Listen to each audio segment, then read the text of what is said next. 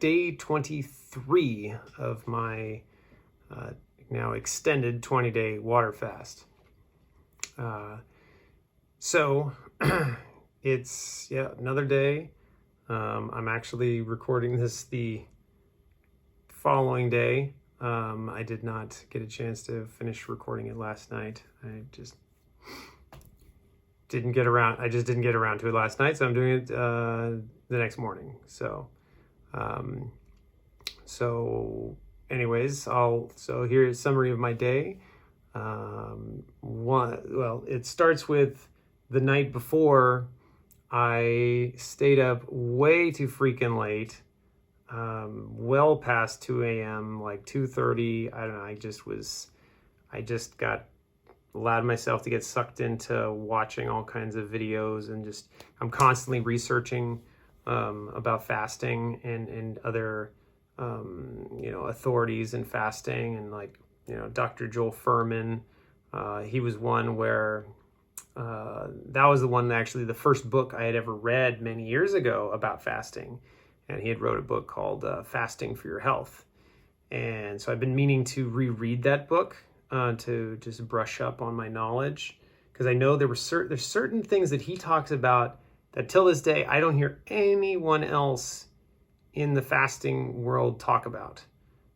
Things like true hunger versus toxic hunger. Like, he's the only one who describes those things. And I know, and so I get what he's talking about, but I don't hear anybody else talking about those things, which I find really interesting and quite a big omission, because those are really critical, key things. As a subjective, personal subjective indicator of your own internal bodily feelings, So I started listening to this video. Also, I was just researching the crap out of just which supplements to get, as I get off this fast, because I know that, the day will come, possibly any day now, that my body is going to be like, all right, time to break the fast, and I need to be ready, So I had been talking about that I had been reading this book called The Plant Paradox. And, this book just was totally just blowing my mind, because, and it actually helped that the book I read just prior to that was The Obesity Code, which that opened up my eyes to the relationship between the your fat storage and your insulin, and how that relationship really works. But it, as good as that Obesity Code book was, it didn't go deep enough. It just said eating these certain carbs and corn triggers an insulin spike, and it just left it at that. It didn't go any farther. It didn't explain why does it trigger an insulin spike. What is it about those specific ones? What is it about those specific refined carbohydrates that cause the insulin spike? What is inherent in that substance that's triggering that? And why is it even triggering it? And it didn't actually answer those questions. Whereas, but it still created a model and gave a historical, facts, and quantitative evidence to describe, okay, once our society started, consuming large quantities of these certain processed types of foods and certain grains, and and these wheats and flours and corn and all that stuff, we started getting really fat, and these things make you fat. But it's never actually explained, why does it make you fat, other than they trigger an insulin response. It's well, why do they trigger such a strong insulin response? And so it didn't actually get into that part, but it definitely laid a solid foundation of understanding for me, that then when I read the Plant Paradox, it was like the advanced level version of that, where then suddenly he just adds on a whole new layer of complexity that suddenly went in depth to explain what's actually happening, why they're actually triggering an insulin response, that they're actually interfering with the insulin receptors, in the cells. And it's like, it's screwing with the body. Like, it's not just, oh, it just raises it. It's not simple as that. It's like, it's actually interfering with the natural insulin receptors, which is, detrimental to your health, and like interferes, not only interferes, it will lock in and then stay locked in and keep the insulin levels high because it won't let go. And so I was like, holy crap. So, but then there's certain foods that'll do that, and there's a lot of them, but so going through this book, I've learned so much. And so now I'm like reevaluating everything I'm eating, the diet, and but at least there's a pretty clear diet to follow. And the one good thing is, like, there's no calorie counting whatsoever on this diet. It's all about just avoiding the foods that have what are called lectins, which are these proteins that we don't digest well, and that actually causes our bodies to go into, like, we're feeling like it's a foreign invader, and triggers an immune response, and triggers inflammation in our bodies, which then part of that, it's like our bodies are kind of going into this, like, a little bit of an emergency mode, which then when we're in that, as it's like when you're totally stressed out, you can gain weight easier when you're stressed out, is because your body is like holding on to fat because it's like under load, it's under battle. If it feels like it's under threat, it's under attack, it's not going to let go of its resources, of its excess resources. Like, I'm going to hold on to every ounce of fat we've got because we're at battle right now. And so the key is to get rid of, so inflammation is, you're at battle, your body is at there's some battle that's happening inside of your body when inflammation is present, because your body is fighting something. So of course it's going to hold on to the fat, and that's what's happening. So all these people that are really fat, their body is very inflamed. And so they can't lose the fat because they're inflamed. So until they get rid of the inflammation, their body won't lose the fat. Until they stop eating the foods that trigger inflammation, then it's not possible for them to effectively lose the fat. And even if they somehow manage to lose this fat because of like some, forced low calorie diet, as soon as they go back to anything similar to the way they were eating before, they immediately gain it all right back, because they go right back to that inflammation state. And also their body has like a homeostasis, that it was used to a certain body weight. But I think even more so, it's about they get back to eating those inflammatory foods that cause their body to go right back. And I realized that's what was happening to me. So that's what I've been just consuming like crazy. And so, so I just stayed up super late last night, kept listening. And no, not last night. I said the night before, the night before, because like I said, I'm recording this the following day. And I was like, I was definitely exhausted, because I was listening to like 2:30 in the morning. Oh yeah, actually the book in the book, there's also talks about both the foods to eat, the foods to avoid. And it's like, it's more important about what you don't eat than what you eat in order to be healthy. A lot of people focus on like, I have to make sure to eat the right foods. And he's like, yes, but it's even more important that you avoid eating the wrong foods, because eating the wrong foods has a much higher impact on you than not eating the right foods.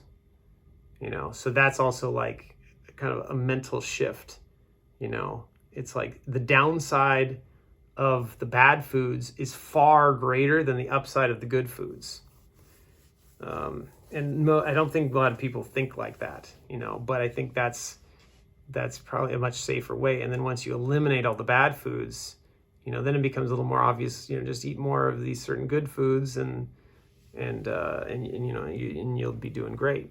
And then there's also supplementation, and also, like, given that I've been doing this long-term fast, and have gone, an extended period of time without consuming anything, that my gut biome, my gut and lower intestine and all that stuff, it's definitely going to, it's most of the bad bacteria that was in there hopefully has mostly died off due to being starved from because all the bad bacteria, the ones that need sugars, processed sugars and stuff like that, like that's their favorite thing to live off of, and when it's all gone, and they all die off. And that's where a lot of those stomach hunger pains coming in is actually those bad bacteria starving for their food, and they want you to give them more of what they want. And it has nothing to do with that your body is actually hungry, it's that they're hungry. And so that's what a lot of those waves of hunger, and that's what like Dr. Joel Fuhrman talks about, toxic hunger. It's the toxic hunger, it's the toxic bacteria that you don't want in your system that's triggering that hunger response, and not your body, that they're actually hijacking your system and sending signals to your brain from the gut up the vagus nerve connected to your brain, and then actually triggering those sensations so that you become aware of it, and it makes you think, oh, I'm starving, but you're not starving. The bacteria is starving. So that's been really powerful to have that knowledge. And so it's like I'm all of these years, and like having previous experience plus the latest things I'm reading, it's like a whole bunch of these different sources are all kind of coming together and melding together for me now, in a really, holistic, powerful way. And I'm having a whole new, a much more complete picture of what's going on, and what to expect, and how to make adjustments moving forward. So so I did a lot of research on the supplements. And so the supplements for both, there's, everyone talks about probiotics, but hardly anyone ever talks about what's called prebiotics, which is essentially the building blocks, the food for the probiotics. It's kind of like, the analogy is, you're not going to just plant a plant. You're going to first put fertilizer. You want to fertilize the soil, make sure it's rich in nutrients first, and then you plant the plant. So that's the same idea. It's like you put in these optimal, consumes optimal type of carbohydrate that's very hard to digest that's very hard for us to digest well, and it mostly passes through the stomach and gets to the intestine without us absorbing much of it. But those bacteria, the healthy bacteria, they love that stuff, so that encourages them to grow and flourish, the healthy bacteria we want. And so I've been reading about that. So that's something I'm going to be ordering soon, once I get my next paycheck and stuff. And, because I'm going to probably spend a couple $100 on a whole variety of a few different supplements. And, those probiotics, they're kind of expensive, but it's not, not something I need to be using constantly. It's more for just like the initial phase as I'm getting out of the fast here, once I do get out of the fast. So I've been putting together an order list of different things to order. So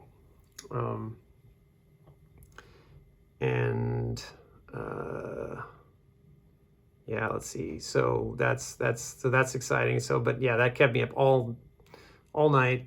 So when I did wake up, I was like, yeah, just all groggy and just like kind of wanted to go back to sleep and stuff. But then, finally I just got up, I got up, but I was definitely kind of dragging a bit for the first few hours, because my head was just like, exhausted. Because then I hit play listening all night to Dr. Furman talking. And so that was stupid.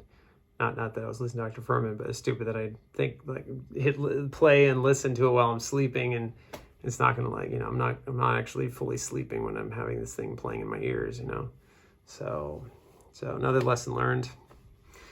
Okay, that was a long tangent. So let me reel it back in. Back to the numbers. That again, I was 5.75 pH. My weight dropped a little over a pound, dropped down to 180.6. So I hit the 180 mark. So that was exciting to see that. I again drank at least 3+ liters. I went to the bathroom at least 6 times. pH, I was kind of doing this from memory because I thought I wrote it down, and then I looked at it again and it was blank for some reason. So these numbers might be a little off, but I recall it was like 9.45 for the water pH. TDS was 103 and EC was 207. I think I finally did get up at like 9 a.m. is when I did get up. So I did kind of sleep in a little bit. I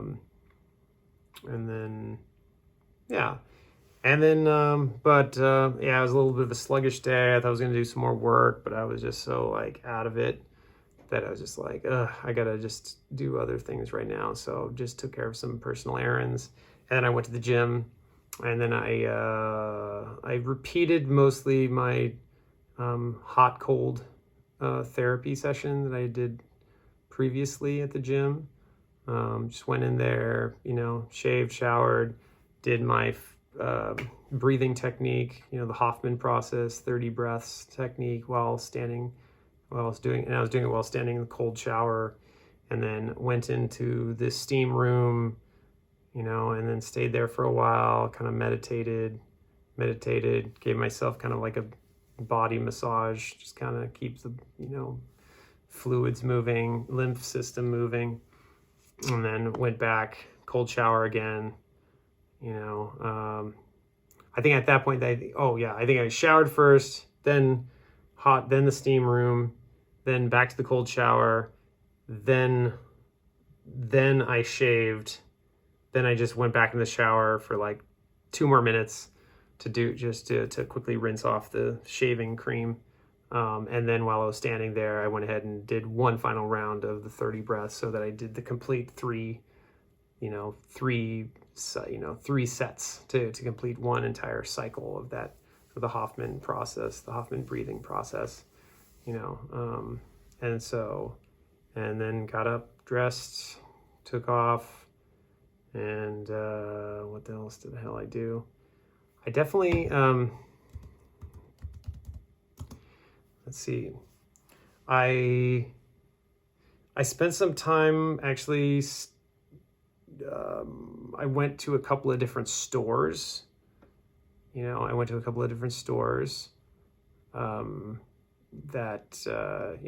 Whole Foods Market, and started exploring, looking at things, what kind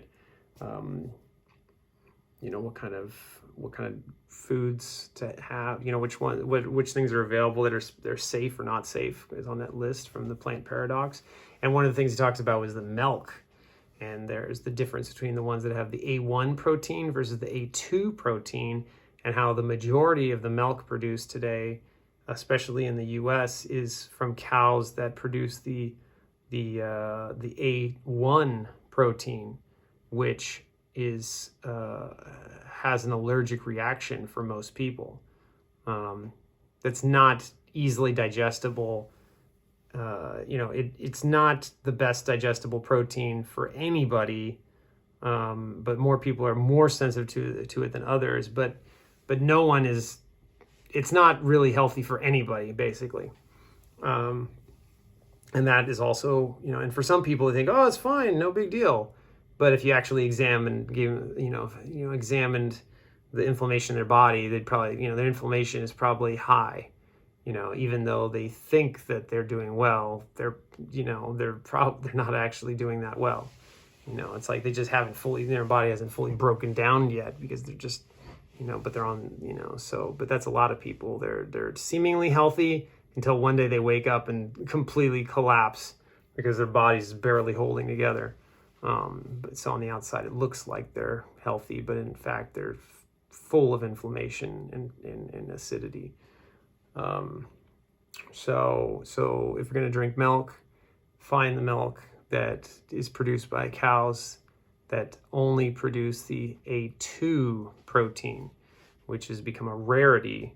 And so I found one bottle at Whole Foods that specifically said pasture raised and from cows that make A2, which I think what I'll do is once I get back into consuming food again, I'll record some videos like showing the different ones that I found that are safe options. And so I found one at Whole Foods that they have it in stock. And then I found a set of eggs that are also pasture raised, and they're made from a farm up in Northern California. That's also, they only deal with A2 cows, and so they make a variety of milk products and A2 protein yogurt. So I thought that was awesome. And they're a little harder to get. I won't lie, like this is definitely, I'm realizing this is going to be a bit more selective. This is not something that I'll be able to get my shopping done just going to a local Safeway supermarket, or like I said, even Whole Foods. There's only some stuff I can even find at Whole Foods. Like there's some things I'm going to have to go to, even more specialty places in order to find certain things. Or like in this case, fortunately for me, there's a farmer's market at the Ferry Building in San Francisco every Saturday from 8 a.m. to 2 p.m. And that farm that sells the A2 products, they are there every Saturday. So instead of, they may only have one or two products available at Whole Foods, but by going over to the farmer's market, I'll be able to purchase, any of their full product lineup of products. And so, but that's fine. I mean, my plan is I'll probably be shopping, once a week. I'll be grocery shopping like once a week, maybe twice a week for some things, but for the harder to find things, it'll be like once a week that I'll know where to go. But now I have to kind of schedule this more. So that's another thing I'm realizing. It's not going to be as much of like, I just buy it on a whim. Now it's going to be like, okay, I got to schedule. I'm going to have to start scheduling specific times and specific locations when to get certain foods for me to consume on this new diet that I want to pursue, especially if I want to have the full range of things that I want to consume. I could get a lot of it done just going to a Whole Foods and some of it at Safeway, but if I want the full range that I have the most satisfying range of food, I'm definitely going to have to, I need to be going to the farmers markets. And truthfully, I think the farmers markets, I have a better shot at having a much more higher nutrient density foods, vegetables. Like I just, because they're not mass produced, farming that are, all in depleted soil and stuff like that. And So, and I think it might be kind of fun, it might be like kind of add another dimension to my life, and at the same time, I think it'll balance out because since I'm going to do alternate day fasting, I normally spend, how many hours a day? You spend at least good 3 hours a day. If you add up the time you spent breakfast, lunch, and dinner, making decision where you're going to have breakfast, and get the breakfast, then eat the breakfast, and then all that stuff. So, once a week, I devote, 3 hours once a week to just doing shopping stuff, but I'm only eating every other day. So on those other days that I'm eating nothing, that's 3 hours saved, 3 hours saved. So, so basically moving some of that time to the shopping time and giving myself more time to finish that shopping time. But when you actually add it as a whole, I'm still spending a lot less time on food in general, by doing alternate day fasting, which is, so it's still going to be a net positive overall.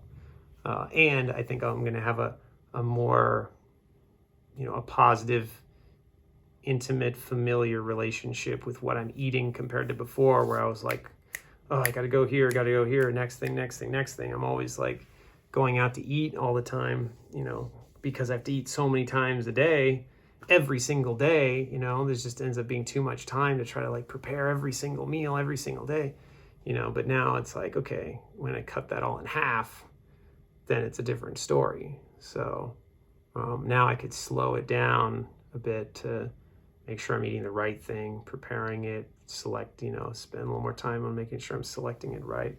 And eventually I get a rhythm down and I'll just know exactly where to go, what to buy. Okay, go here, grab this, da, da, da, da, da. So, it'll be a little slow at first, but I'll get up to speed. And then,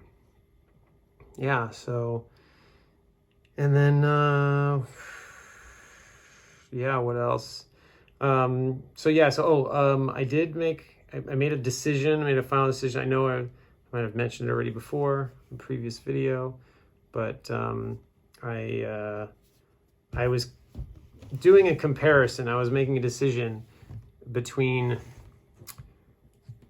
bone broth, or coconut milk.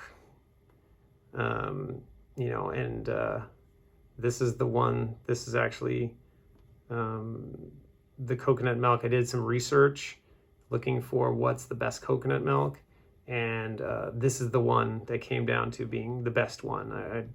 I was watching some other lady who she's like a Thai food chef cook, and she seems to know everything about coconut milk, and she made videos describing exactly how coconut milk is made and comparing the different kinds of coconut milks and the different classifications and style and different brands and all that stuff. And she was just like, hands down, this is definitely by far the best tasting, richest, most nutritious, highest fat density available. And so I was like, okay, well then that's the one I get.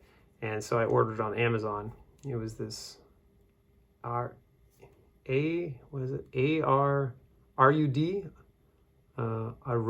Aroidi. Yeah, I'm not sure even how you pronounce that. I'm sure somebody will. I'll find out. The next video, I'm sure I'll start pronouncing it right. But it's like a Thailand brand.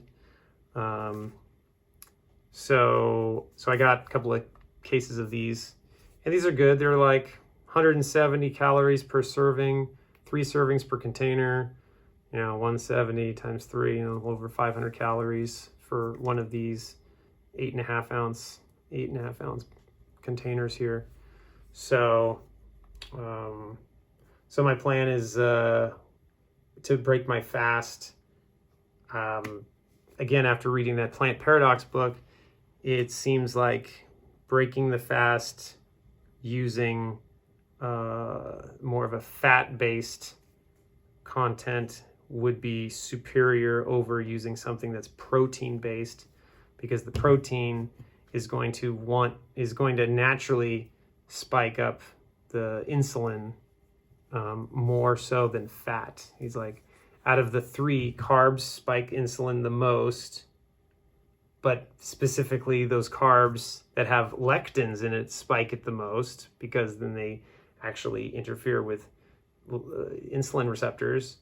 And then the next one that spikes insulin is proteins, like actual, protein sources also will spike insulin. So, bone broth, like this is a very highly recommended brand, and that's why I got this one. And I think it's great. It seems to be great. And it's grass-fed and finished, which is key. Can't just grass-fed isn't enough. It has to be grass-fed and grass-finished. If it doesn't say grass-finished, then it's not true grass-fed, because they have to say that. Otherwise, they're being disingenuous. And so I think initially my plan was to break my fast and start consuming this for like a week. The first week after the fast, be consuming this. But now I think my better option will be, I'm going to start consuming this initially, and just have a couple of cartons a day, and then kind of ramp it up a bit, and maybe consume one in the morning, one in the afternoon, and 2 in the evening or something like that, or and then continue having water in between. And then I think what I'll do is by then I'll get my prebiotics and probiotics, which I can get them in like powder form that you mix in. And so my plan is to mix the prebiotics and initially the prebiotics, and then add in the probiotics and blend it with the coconut milk, and then make that like a little coconut milk little drink, and then do that for like the first week or so after breaking the fast, and then start to introduce and then start to at that point I think then maybe I'll switch to some of this, because I know I'm gonna still want to have a certain amount of beef protein, because part of it is I just really like it. So, and I know, as long as I keep it to a limit, keep it limited, I'll keep it healthy. So yeah, so that's what I think. So week 1 will be stick to just this, and then the following week, then start having the bone broth. And I think my understanding is that it will kind of help keep me in that ketosis state, and kind of stable, keep me stabilized in that ketosis state as I'm coming out of the fast and eating food again. I'll encourage my body to stay in a primarily fat burning mode and not want to revert back to a burning glucose mode, burning sugars mode kind of thing. So that's what I realized. I want to be primarily a fat burning system, and not be reliant on these sugar spikes again. Cause that life's, that way of living sucks compared to, what I've experienced now in this fast. Just constant energy from morning till night, no ups and downs. It's so much better. I mean, it's night and day. You can't, I never want to go back to that way of living. It's horrible, that other way of living, I got these lulls and all this stuff. It's like, like I said, the most I ever had is, midday, I just need to take a break for 20 minutes and then I'm back good to go. And that's it, but other than that, it's constant, and most days it's not even that.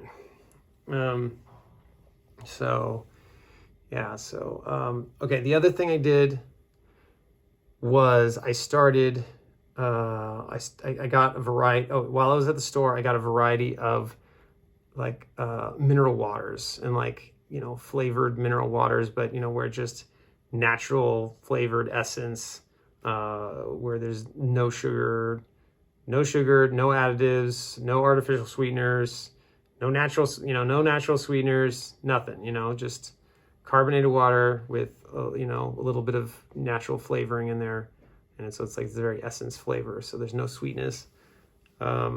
So, because that was like, I was kind of getting bored with just drinking nothing but water. So having a little bit of texture was nice. And I think, so I drank, I might have gone a little too far. I think I started drinking too many, because at one point I realized I started just drinking like a few cans in a row, and I'm like, okay, it's like afterwards I'm like, oh shit, I might have drinking too many here. But I was like, oh man, this one's really good. This one's really good. I got like 3 different flavor, 3 different varieties, kind of taste testing different ones. And so, I found myself, drinking several cans.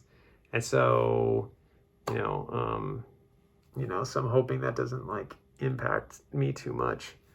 But now I'm thinking, okay, I gotta be a lot more like, limited to like 1 or 2 cans a day kind of thing. I drank like I just drank like 6 or 7 cans or something. I got a little crazy. So, I'm funny. It's like got a little crazy drinking seltzer water with, got a little crazy drinking this 0 calorie, 0 artificial sweetener, 0 anything seltzer water. It's kind of funny. But, when it comes to doing this fast and continuing my weight loss process, it has the potential to kind of disrupt things a bit, so I don't want to disrupt this process. So I think just keeping a little more controlled is better. So that's one thing I'm going to start doing. I'm going to just limit it to 2 cans a day, and not back to back either, like spread it out, one first part of the day, one later part of the day, and that's it. Don't go more than that. And the rest, make sure I'm drinking plenty of the regular filtered water. So, okay. Yeah, that's that's it, I think. What else? Yeah, and then what else? Anything else discovered? Yeah, no, it's definitely amazing. This journey has definitely been quite the journey. It felt so long, like when I first embarked on this, it felt like it was this ridiculously long trip, this ridiculously long journey, and it just felt so far away. And it's so interesting now, like looking back and be like, wow, I got through all of that, got through the challenges, got through all the hunger pangs and the desires to want to not eat, the desires to want to eat, and temptations. I mean, hell, even last night, because this is for day 23 yesterday, it's today 23, so this is the next day, of course, but I'm filming it because I didn't get a chance to film it last night. I remember at one point I had bought my mom some yogurt, this coconut yogurt, which is like one that I'm planning on eating. And, and you peel off the silver lining off the lid. And one of my habits is there's always, some of the yogurt that's stuck on the little silver lining of the lid. And last night I remember I went to pull it off, and I'm used to just pull it off and then like lick it off. Like that's just like a habit I have, because I just like, before I throw it away, because there's like, hey, there's a good thick layer, there's a good thick layer of yogurt right there, like I don't want to just throw that away. And I'm like taking a spoon, scraping it off. I'm like, it's just easier to just take it and just lick it off, right? It's almost like the top is like one big spoon, and I remembered peeling it off, and I went to bring it to my mouth, and I went, whoa, I had to catch myself. I literally was like, brought it up to it was literally like within 2 inches of my tongue. And that's when I caught myself. I was like, whoa, whoa, whoa, whoa, whoa. What are you doing? Don't do that, And then I was like, whoa, back off, hit the brakes, and then pull it away. And I'm like, it was just like that automatic reaction. So I was like, holy crap, I got to be careful. There's still, so that's the other thing I realized. It's like, be cautious about handling food, when you're doing the fast, like be extra, if you're doing this fast and you're like interacting with food because you're with someone else, you're helping serving, or you have an elderly mom or somebody you're like preparing stuff for, like, and you're on a fast, you got to like be extra aware of what your hands are doing and where your hands are relative to your mouth, because like, you could suddenly get into an automatic something, just automatically you just reach, grab it and pop it in your mouth.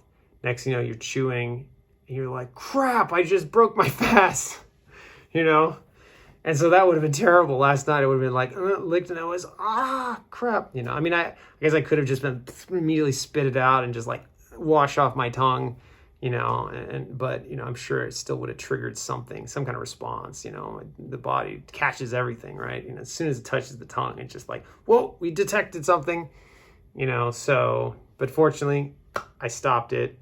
And, but that was definitely another lesson learned. I was like, okay, be careful about that.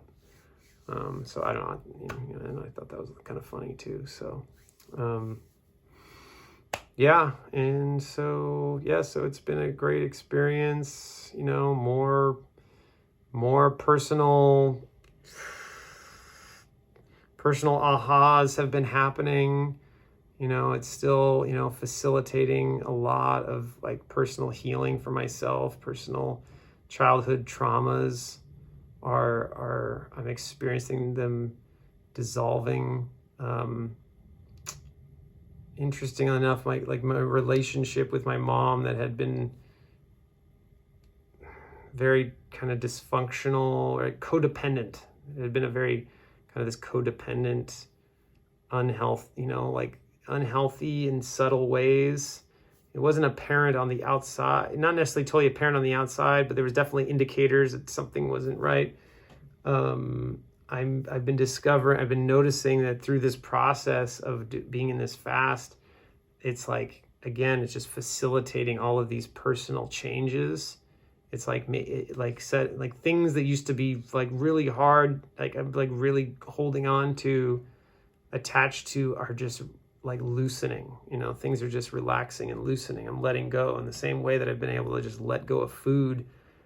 It's like I'm like, from that same space of being able to let go of food, I'm now also being able to let go of old burdens, old grudges, old hatred, old like resentments, old resentments that in the end were only like shackling myself. I'm experiencing that all of those things are just like all one by one are just falling away. Because it's like I'm relating to, it's like, man, if I can let go of food, like, it's like, why not let go of this resentment that's keeping me trapped, and that it's getting in the way of a future relationship. It's like, instead of living in the past and relating to my mom as the way she was, it's like, and in the same turn, I'm upset that people relate to me as I was meant, a long time ago. And I'm like, well, then if I want people to relate to me as I am now and in the future, then I can't be I can't be a hypocrite and act and behave towards my mom as if she's the same person 30 years ago. In some ways she is, but in many ways, she's changed a lot herself. And so, the only way to move forward for myself is that I need to then do the same. If I expect a certain treatment of being thought of as who I am now, by especially, family members, then I need to start doing that, and so that's what I see that's been happening.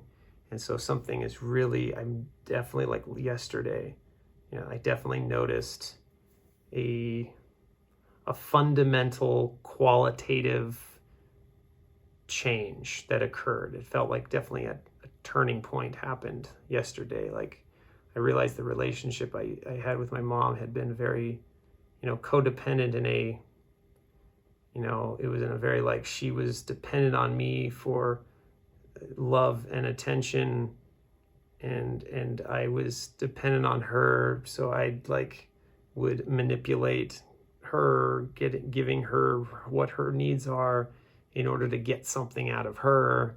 And it was just like this convoluted, like manipulative, deceptive, control, you know, disingenuous. Yeah, it just, yeah, so it just wasn't good, you know, and it wasn't, and there wasn't, and the caring was just like, it wasn't real caring. It was like, you know, covered contracts kind of thing. Like if you read No More Mr. Nice Guy, you know what that means.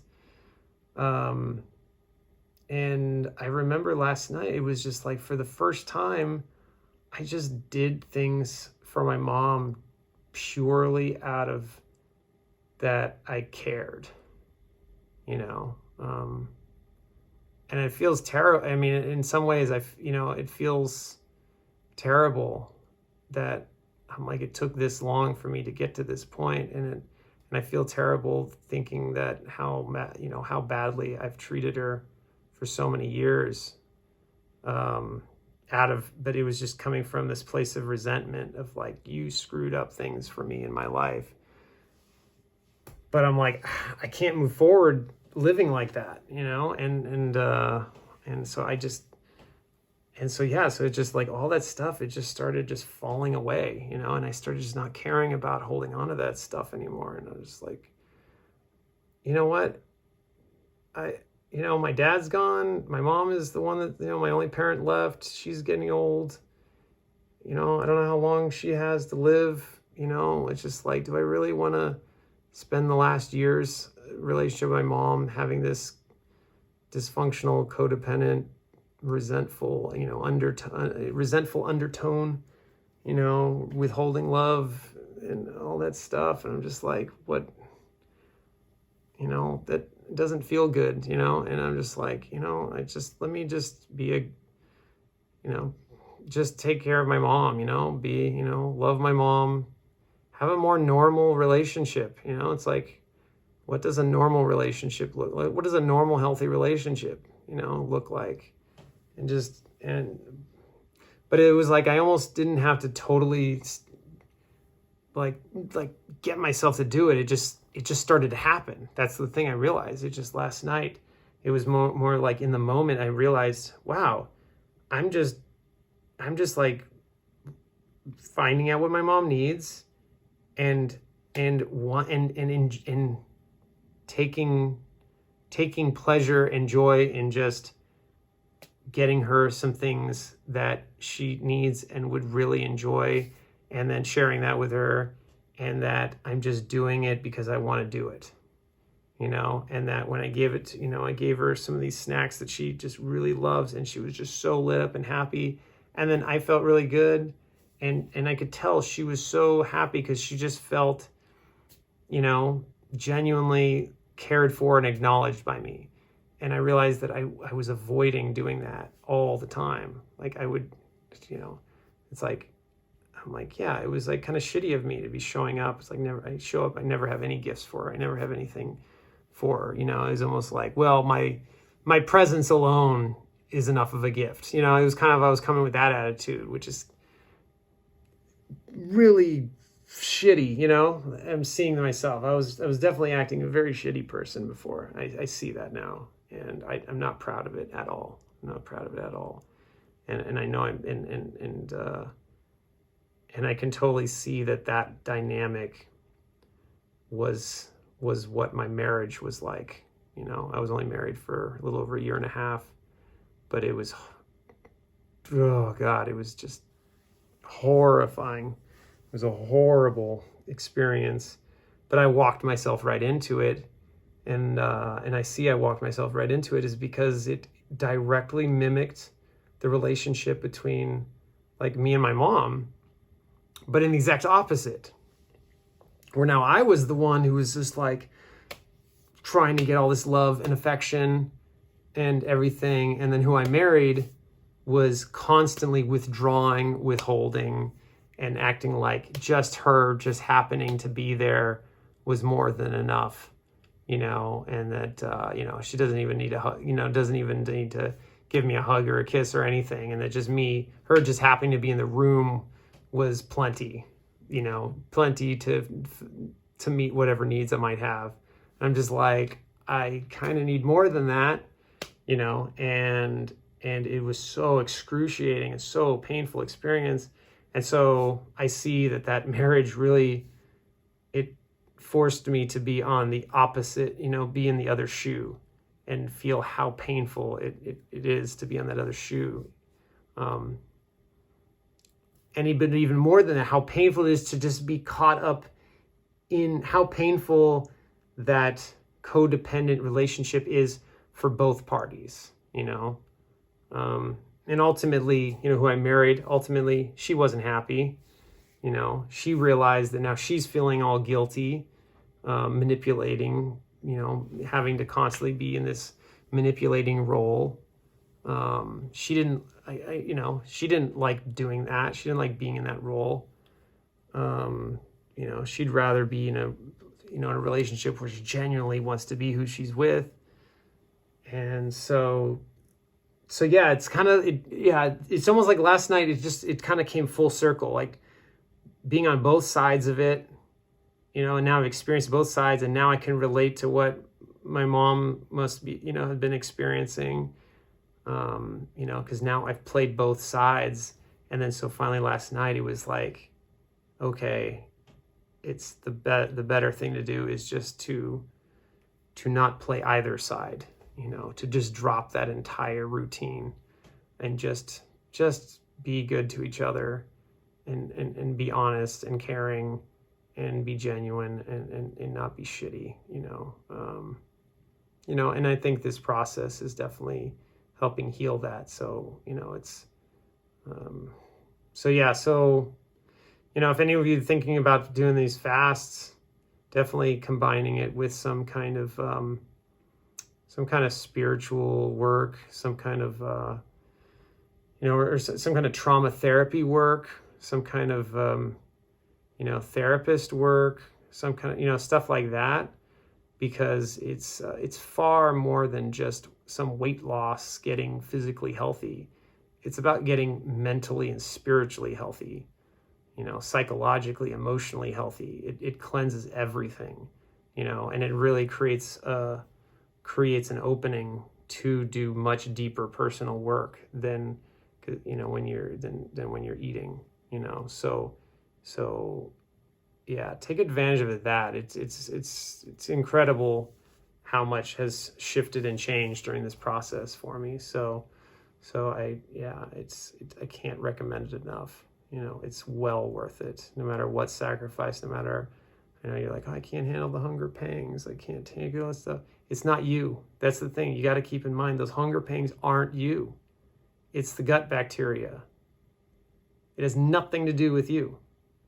You are not actually hungry. That's the thing. You got to detach from the feelings in your stomach. Those feelings in your stomach are not you. They are the symbiotic relationship of these other bacteria living in your gut that are dependent on the processed sugars and crap you've been consuming, and they interface. There's actually neurons in your gut lining that they're able to interface directly with, and they have a direct connection to your brain, and they're feeding you signals, telling you what they want, not what you want. So when you feel hunger in that stomach, the growling, trembling in your stomach, just know it's not you. It's someone else. It's other bacteria that have hijacked your system. Those are hijackers. They're like terrorist hijackers in your damn gut, and they are telling you, they're forcing demands on you, and it's your job to say no. And that's kind of, you have to approach it like that. Too many people are attached to those hunger feelings in their stomach, but true hunger is never, ever in your stomach. It's only here. It's only in the back of your throat, this area. If you don't feel it here, then this is when you're actually hungry. Hunger down in your stomach it's not you. It's the bad bacteria in your stomach that are demanding their food, demanding their they're keeping you hostage, basically. So, yeah, it's a lot worse than even that what I'm describing. Like from I've been studying, it's a lot worse than that. But, just to give you an idea. So for those like, I can't handle the hunger pains, you can handle the hunger pains because the hunger pains aren't actually you being hungry. You are not hungry at all. Ignore the gut. Ignore your gut here. Like, so long as it's infested with all these bad bacteria, all these bad microbes, like, you should completely ignore it. Do not use this as a determining factor on whether you should eat or not and when you should eat. It's like you need to use your logic part of your brain. You got to like commit your commitment and say, this is what I'm going to do. Because, otherwise you're giving in, you are basically a slave to a bunch of bacteria in your stomach. I mean, how pathetic does that sound? So you're giving in to a bunch of little bacteria. Your bacteria are in control of you. That's basically what you're saying. Every time you say, I gave in, I quit because I couldn't get past the hunger pains. That translates to, I gave in to the little bacteria, they kicked my ass. They beat me into submission. The little bacteria in my gut beat me into submission, into doing their bidding. That's essentially what you're saying. And and the thing is that, you don't realize that's what you're saying, but in reality, that's what you're actually saying. But, that's what you got to know. But once you see it like that, I think you'll just have a different perspective. So next time you're like, okay, hunger pains are coming in my stomach. Am I going to give in to these little bullies in my stomach, or am I going to stand up against them and say no, and just tell them flat, no, we're not eating, and you're just going to die, because you're bad, you're these invaders that are creating these addictive habits for me that are destroying my body, and I'm going to stand up against you, and I'm not going to allow you to continue, and I don't care how much you kick and scream. I'm the one who actually can have the control to stick stuff in my mouth. And if I don't stick stuff in my mouth, you don't get anything, and then you're going to die, and then you're going to be out of my life, and I know this sounds so militant and like stuff like that, but I mean, literally, it's like you have to be almost like at war with getting those out of your system. But the great news is that once they do die off, those hunger pains, they're not there anymore, because once they're dead, they don't trigger those hunger pains. And eventually, when you go back after a long fast where you just fully just wipe them all out, and then rebuild a very healthy microbiome and start consuming only whole, complete foods, especially ones that are on the, eat list on that plant paradox, and avoid the things that are on the do not eat list, and avoid as much as possible any processed foods, you're basically not going to have those hunger pains in your stomach anymore. Like, you're just going to feel stuff in the back of your throat. You're just going to have the true hunger response, that you pretty much should just, ideally, the normal thing is that you should never feel any kind of hunger sensation in your stomach if you're in a healthy state. Hunger sensation in your stomach is an indication that you're in an unhealthy state and you have addictive stuff in your system. You have a lot of bacteria and yeast, unwanted bacteria and yeast living in your gut. And that's what I've learned. And that was actually my personal experience. The first time I did a really long fast back in 2012. I did a 29-day fast back in 2012, and I ate super clean after the fast. I mean, I broke it with watermelon. So that was still good. I mean, I'm now just kind of avoiding fruit. So I'm going to try something a little different. But even then, it's a very high water content. So actually the sugar content is actually extremely low. The fructose content. And, but I remember that I was eating super clean, super clean, just all natural stuff. I wasn't eating any junk food whatsoever.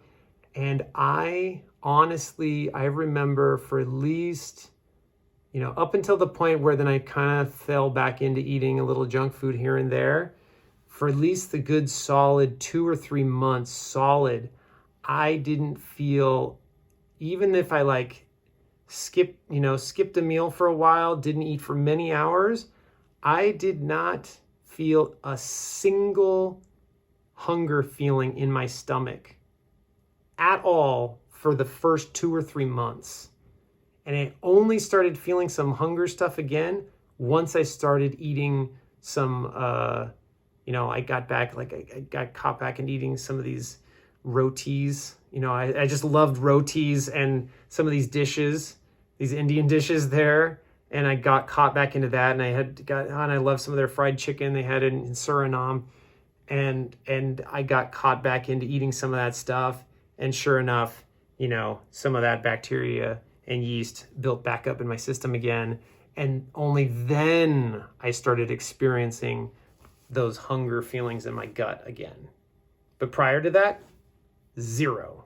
I mean, I'm talking zero. I'm talking like no feeling in my stomach at all. I just didn't feel anything. It was just that. It was just, the only feeling I have is like when my food goes into my stomach, the feeling of food going in my stomach. Aside from that feeling, nothing. And that's actually the normal way it should be. So this idea of a hunger in your stomach is a new phenomenon. It's a modern day phenomenon.